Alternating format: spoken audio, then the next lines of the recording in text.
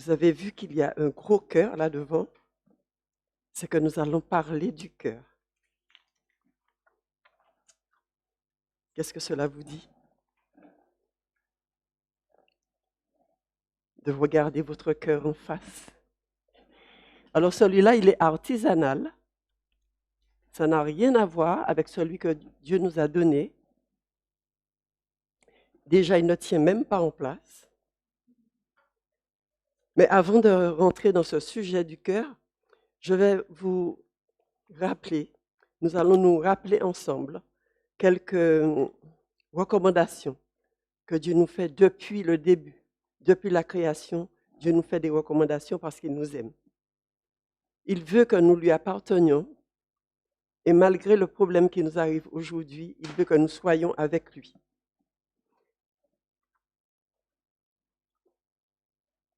C'est pas grave. Merci. Il veut que nous soyons avec lui. Rappelez-vous ce docteur de la loi qui a posé cette question à Jésus. Maître, que dois-je faire pour hériter la vie éternelle? C'est une question que nous nous posons de temps en temps. Dans quelle mesure je suis dans le chemin de la vie éternelle? Qu'est-ce qui me manque? Où j'en suis? Nous nous posons tous ces questions. Maître, que dois-je faire pour hériter la vie éternelle? Jésus répond, qu'est-il écrit dans la loi? Que lis-tu? Tu aimeras le Seigneur ton Dieu. Il répond, tu aimeras le Seigneur ton Dieu de tout ton cœur, de toute ton âme, de toute ta force et de toute ta pensée, et ton prochain comme toi-même. Nous allons lire aussi dans Galates 5, verset 14. On ne pourra pas lire tous les textes. Il y en a beaucoup, mais si vous voulez les noter, vous les lire chez vous.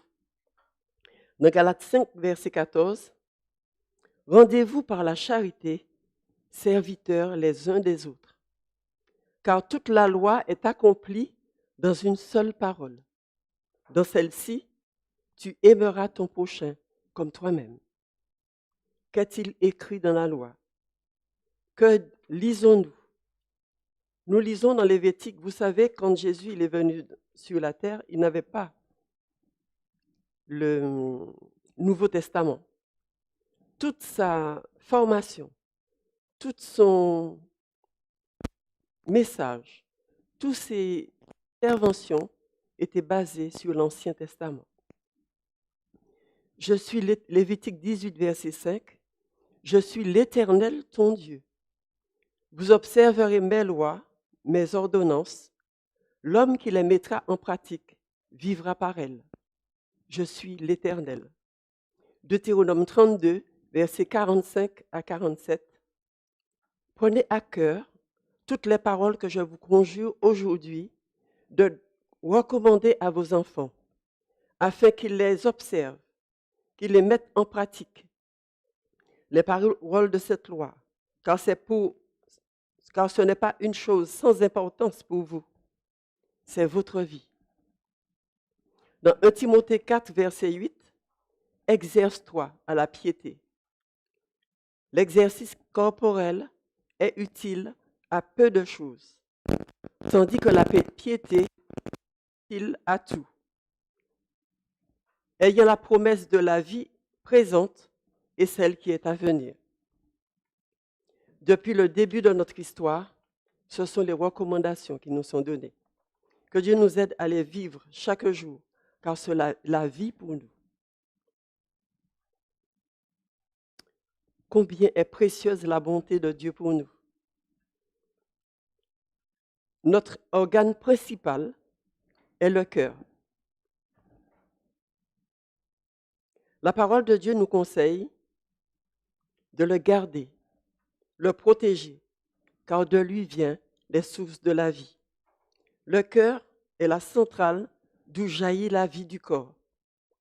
Nous bénéficions aujourd'hui des immenses progrès de la médecine, des nouvelles techniques de protection, de soins Malgré cela, la vie est et reste éphémère. Le cœur peut lâcher à tout moment. Des médecins avec des équipes de soignants, avec tout un matériel adéquat, même une sensibilisation auprès du public pour protéger le cœur des dégradations causées par la vie moderne et postmoderne. Les spécialistes ont les moyens de prendre en charge les cœurs, ces affections les plus complexes, comme la cardiopathie, les cardites, les cardiomyopathies, les cardiomégalies, les cardiovasculaires et bien d'autres pathologies liées à la fragilité de notre nature. Ceux qui souffrent de défaillance cardiaque ont de l'espoir, mais un souci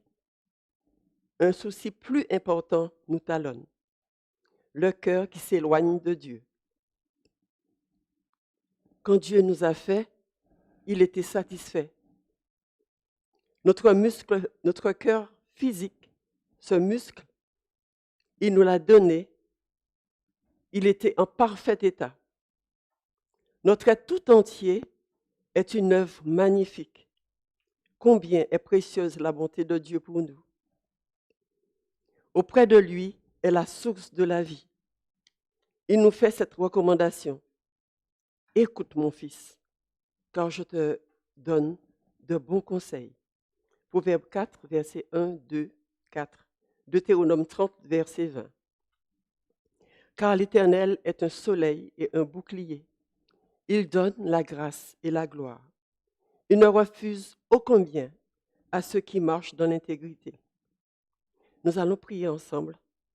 Et vous, dans votre cœur, vous allez demander à Dieu d'être disponible afin de recevoir sa grâce, afin de recevoir ses bontés, afin qu'il garde notre cœur dans sa main pour que nous ne nous égarions pas loin de lui.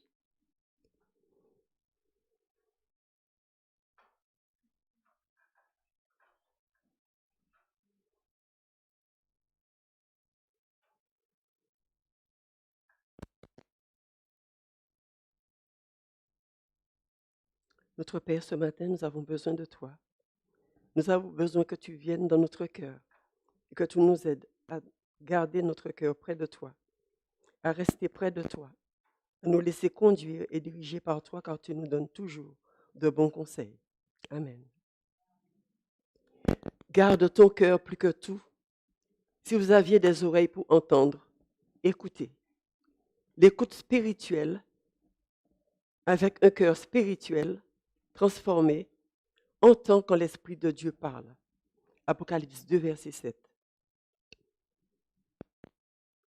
Permets à l'Éternel de te garder, de garder ton écoute, de garder ta vie dans la piété. Nous sommes limités dans notre vision des choses. Nous nous trompons quand nous pensons que Dieu prend soin uniquement de notre vie spirituelle. Mais la Bible nous rappelle que Jésus veut que nous le sachions, que nous le retenions. Ne vous inquiétez pas. Ne dites pas que mangerons-nous, que boirons-nous, de quoi serons-nous vêtus. Votre Père céleste sait que vous en avez besoin. Matthieu 6, verset 31. Est présent, il est attentif dans tout ce qui concerne notre vie. Il nous revient à nous de gérer notre cœur.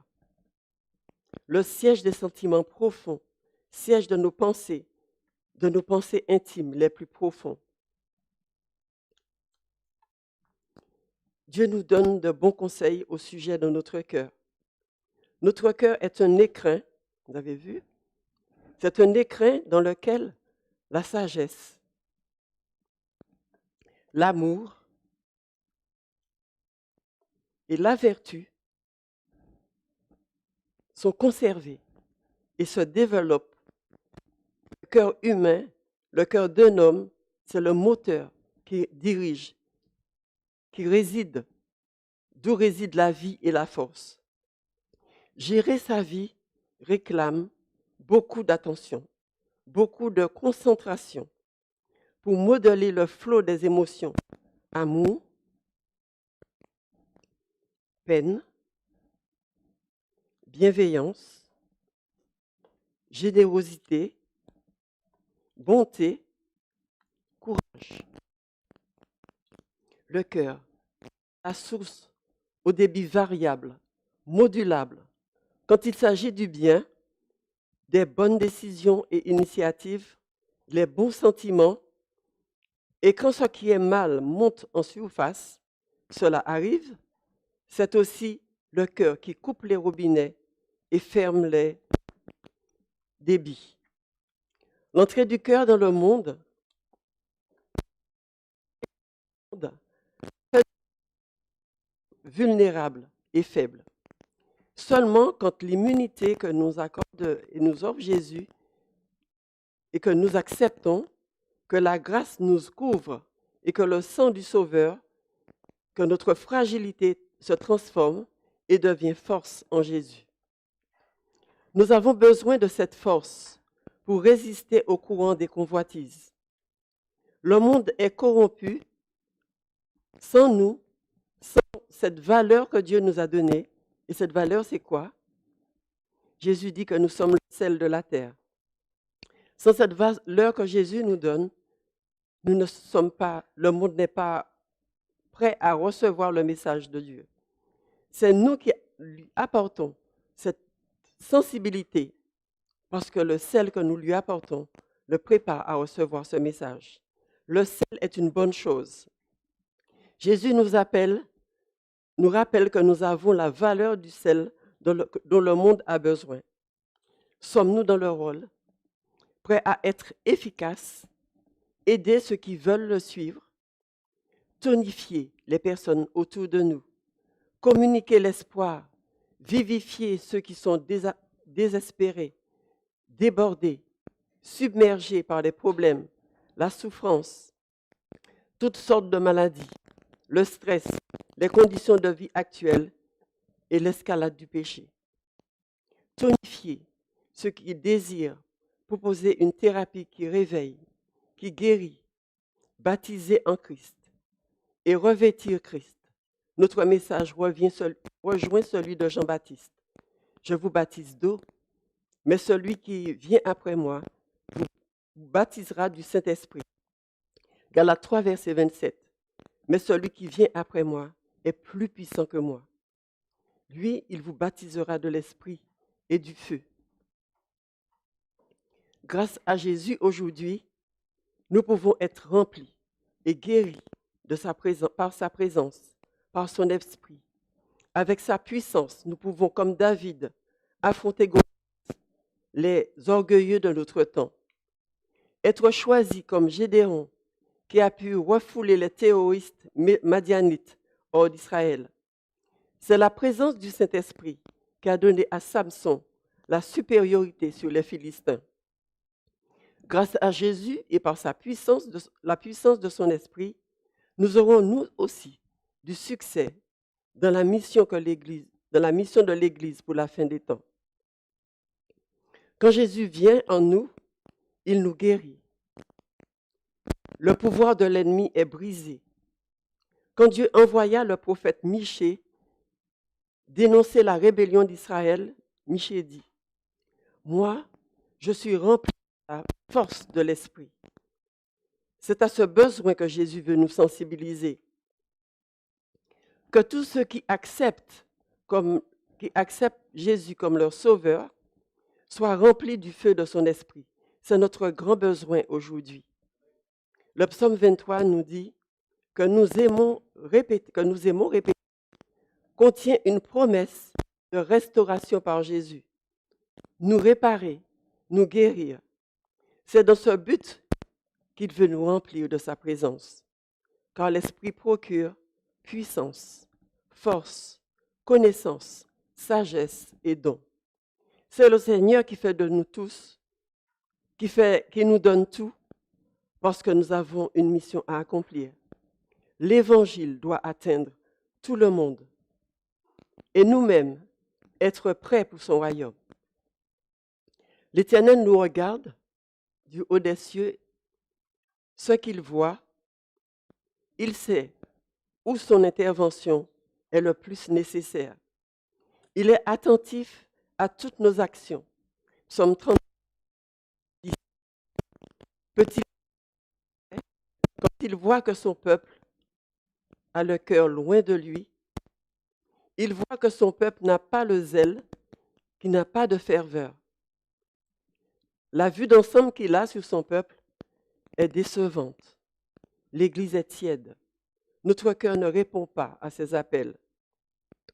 Il frappe, se heurte à beaucoup d'indifférence. Le cœur ne répond pas. L'effet de celui d'une pile en fumée. Le cœur et tout le corps est en mauvais état et le remède dont il a besoin, c'est Jésus.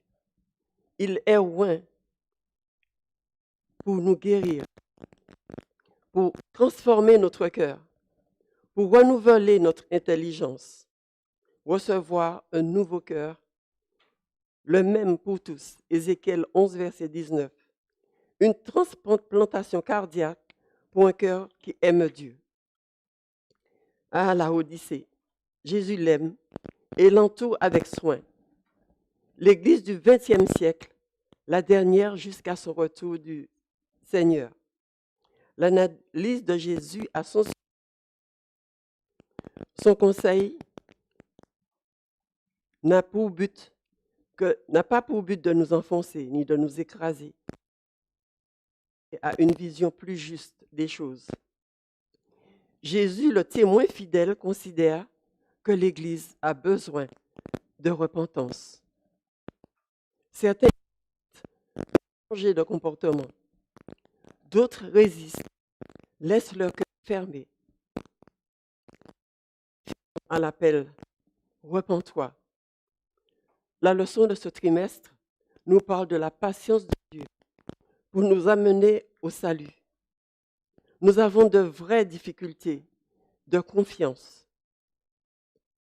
Comment le Saint-Esprit peut-il nous aider? C'est nous qui voyons. L'appel est là pour nous aujourd'hui. Repentez-vous. Nous avons un rôle à jouer et le temps est de plus en plus court. Voulez-vous être guéri? Il s'assiera, fondra et purifiera. Il nous purifiera comme les fils de Lévi. Il l'épurera comme on épure l'or et l'argent. 1 Pierre 1, verset 7. Nous avons besoin d'un nouveau cœur. Je mettrai en vous un cœur nouveau et un esprit nouveau. Il remplacera nos cœurs endurcis, déficients, par un cœur de chair malléable. Un cœur souple. Jésus souhaite venir chez vous, guérir vos maladies, vous baptiser du Saint-Esprit et vous réveiller celui qui le reçoit. Le réveil spirituel est la solution dont nous avons besoin pour vaincre notre tiédeur, notre cécité, notre nudité, notre manque de zèle. Je vais vous raconter l'histoire du pasteur Javier. Le pasteur Javier arrivait à l'hôpital pour une visite à Anne, qu'une personne lui avait recommandée. Anne était anorexique et elle pesait 30 kilos et elle perdait ses dents par malnutrition. Quand le pasteur rentra dans sa chambre, Anne lui demanda ce qu'il voulait. Ce que le pasteur voyait dans le lit ressemblait à une flamme agonisante. Ses joues étaient pâles, creusées, ses bras maigres et sans force. Le pasteur lui dit, « Je suis là parce que quelqu'un me l'a demandé. » Il lui dit, « Je suis le pasteur Javier. Comment ça va aujourd'hui? » Bien qu'elle soit sans force, elle manifesta son dégoût pour la vie et son désir de mourir. Le pasteur lui parla un peu de lui, ce qu'il croyait, son espérance en la vie éternelle, que la mort n'était pas une fin et que Dieu a promis un avenir incroyable pour ceux qui le choisissent.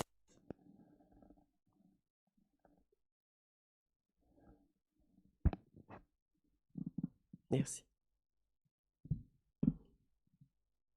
Pour ceux qui le choisissent, il dit que quand il reviendra, parce qu'il a promis, il guérira toutes nos infirmités et maladies. Anne était attentionnée. Elle avait du mal à croire tout ce qu'elle entendait. C'était trop beau pour être vrai. Elle pensait que c'était une espérance illusoire, rien qui l'aide à reprendre goût à la vie. D'ailleurs, elle lui dit, « Allez-vous-en, sortez de ma chambre. » La semaine suivante, le pasteur revint. Sa seconde visite, il lui demanda, « Anne, comment vas-tu aujourd'hui ?» Elle lui dit, « J'ai plus de tubes que d'habitude. J'ai eu une transfusion, le seul moyen de me nourrir. Le médecin tient à ce que tu prennes du poids. Le pasteur, les médecins veulent t'aider à continuer à vivre. Anne, pourquoi continuer à vivre? Je n'espère rien à la vie. » Le pasteur prit la Bible et lut le psaume 23, Jean 14, 1 Thessaloniciens 4, Apocalypse 22. Après la lecture du pasteur, elle resta silencieuse pendant un long moment, puis elle dit, « Si ce que vous venez de dire est vrai, j'aimerais apprendre un peu plus de la Bible. » Le pasteur lui rendit la sienne, qu'elle serra dans ses bras. Il lui expliqua comment elle pourrait la lire, et elle l'a lue pendant une semaine. C'est à partir de là que les changements ont commencé. L'espoir renaissait dans son cœur. Peu à peu, sa santé s'est améliorée. Quand Dieu entre dans notre vie, l'espoir naît. Dieu veut faire tout ce que nous lui permettons de faire. Premièrement, une transplantation spirituelle du cœur.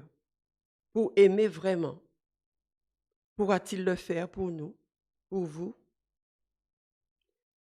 Auprès de Dieu est la source de la vie. Nous nous levons le matin, le soir, nous nous mettons au lit. Nous vaquons à nos occupations, nous faisons des projets, nous organisons nos journées sans penser que notre vie est un empreinte. Dieu nous a fait la grâce d'être un élément vital pour le monde, le sel, mais aussi la lumière qui maintient la vie. Remercions Dieu pour tout ce don de la vie. Il y a quelque temps, à l'heure de la prière, Pierre et Jean se rendirent au temple. À la porte belle, là était assis un homme boiteux de naissance. Pour vivre, il mendiait. Pierre et Jean lui dirent, « Nous n'avons rien pour t'aider. Nous n'avons pas d'argent ni de pièces d'or, mais nous avons mieux pour toi. Au nom de Jésus-Christ, lève-toi et marche. » D'un bond, il était sur ses pieds. Cet homme marche. Les gens le voyaient sauter de joie et remercier Dieu.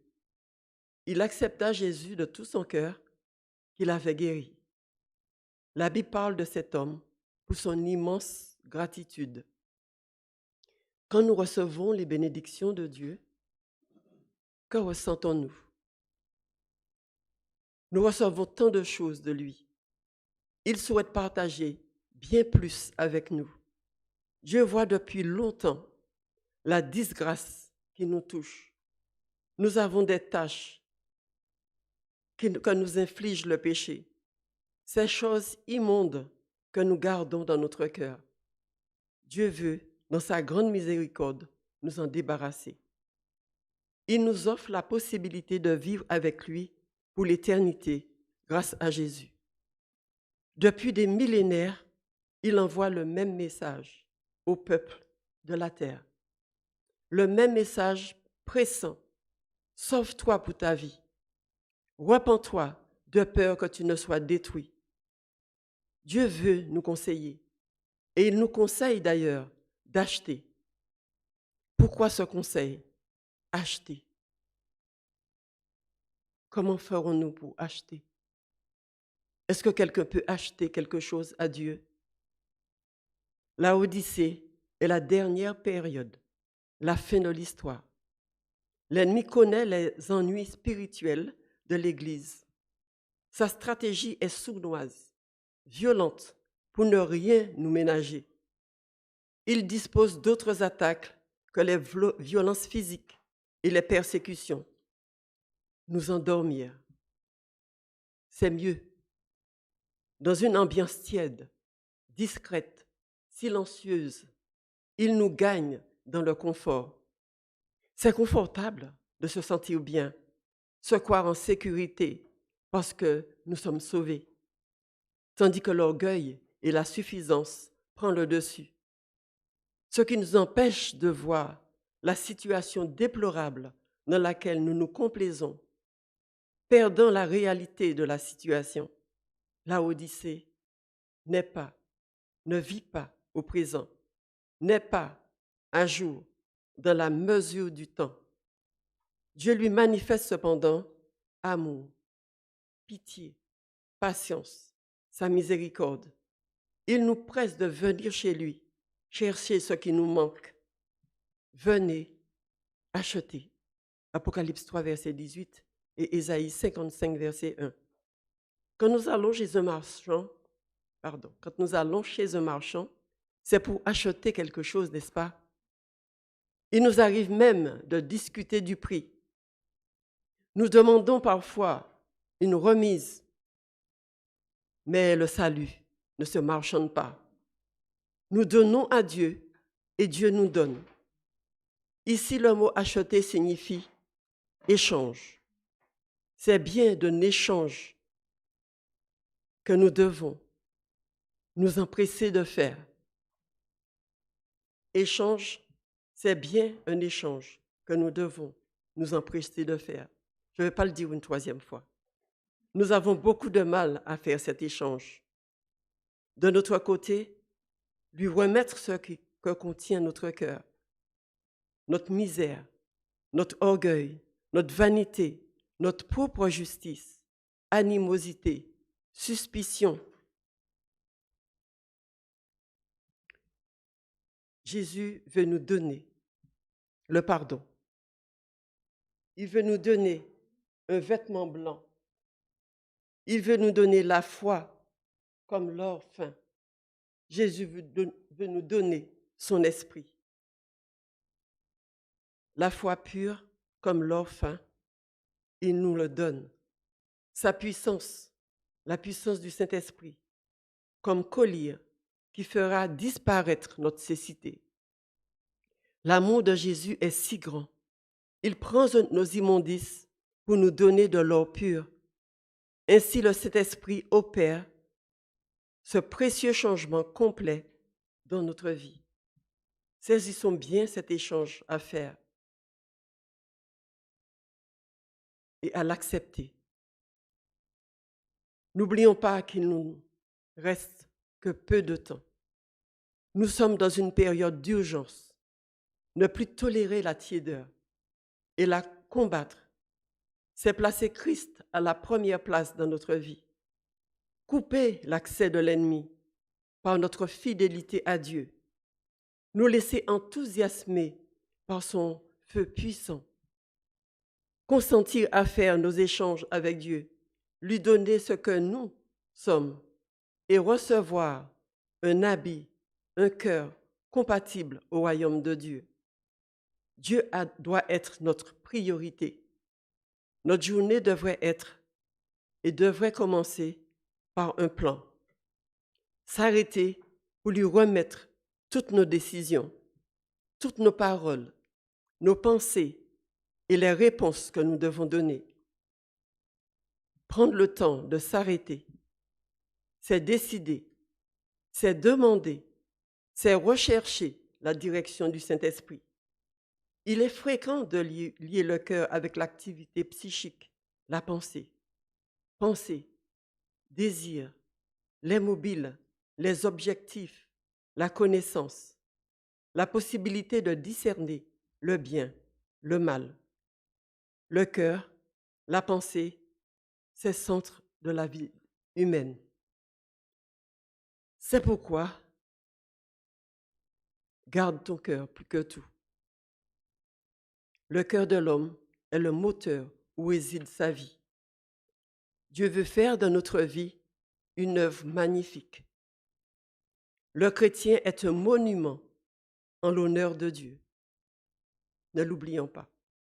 Le chrétien est un panneau qui annonce que le Christ est le sauveur du monde. Les personnes que connaissaient Paul et ceux qui ne l'avaient jamais vu glorifiaient Dieu grâce à sa vie. Il était un homme transformé.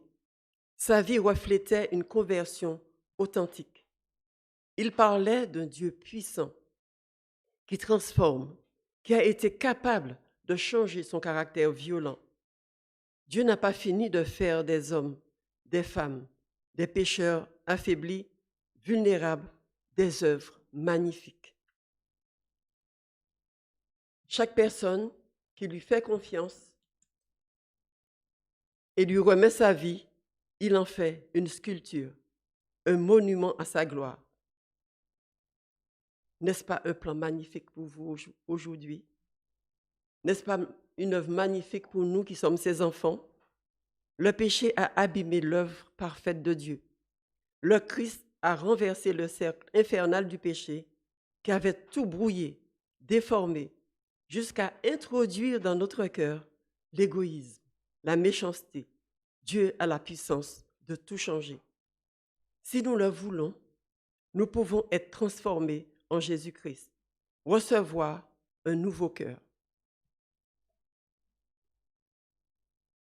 Un cœur renouvelé, un esprit nouveau, être rassasié de l'abondance de sa maison. Car pour vous, il veut marquer la différence. Si vous lui réservez votre cœur, si vous continuez avec lui sur la voie droite, voulez-vous que Dieu soit prioritaire dans votre vie? Voulez-vous un cœur nouveau? Voulez-vous être guéri et laisser Jésus agir sur vous, en vous et partout pour vous? Nous avons un inventaire à faire pour que nous sachions ce qui nous manque afin de faire cet échange avec Dieu.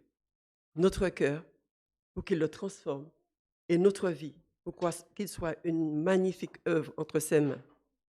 Il fait miséricorde à qui il fait miséricorde, parce que cela lui plaît. Si vous vous approchez de lui en parfaite confiance, sa miséricorde est pour vous. Un cadeau, quand de tout votre cœur, vous lui confiez votre vie. Comme tous ceux qui le connaissent et qui veulent se confier en lui. Que Dieu nous aide à faire ce choix.